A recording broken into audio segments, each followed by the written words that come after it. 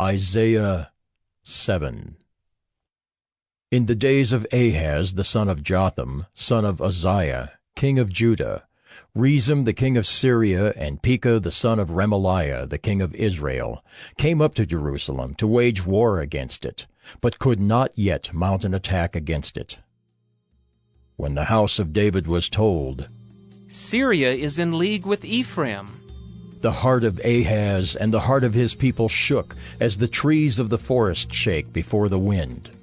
And the Lord said to Isaiah, Go out to meet Ahaz, you and Shear-Jashub your son, at the end of the conduit of the upper pool on the highway to the washer's field, and say to him, Be careful, be quiet. Do not fear, and do not let your heart be faint because of these two smoldering stumps of firebrands, at the fierce anger of Rezin and Syria, and the son of Remaliah.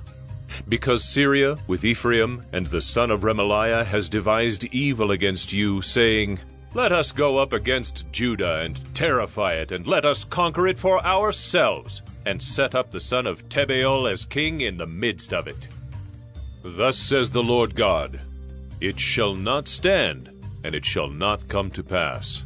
For the head of Syria is Damascus, and the head of Damascus is Rezin. And within 65 years Ephraim will be shattered from being a people. And the head of Ephraim is Samaria, and the head of Samaria is the son of Remaliah. If you are not firm in faith, you will not be firm at all. Again the Lord spoke to Ahaz, Ask a sign of the Lord your God. Let it be deep as Sheol or high as heaven. But Ahaz said, I will not ask, and I will not put the Lord to the test. And he said, Hear then, O house of David, is it too little for you to weary men, that you weary my God also? Therefore the Lord himself will give you a sign. Behold, the virgin shall conceive and bear a son, and shall call his name Emmanuel. He shall eat curds and honey when he knows how to refuse the evil and choose the good.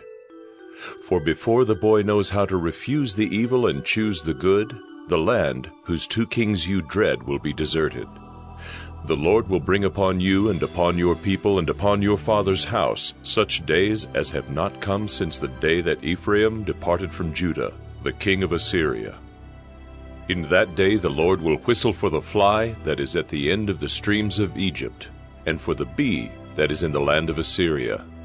And they will all come and settle in the steep ravines and in the clefts of the rocks, and on all the thorn bushes, and on all the pastures.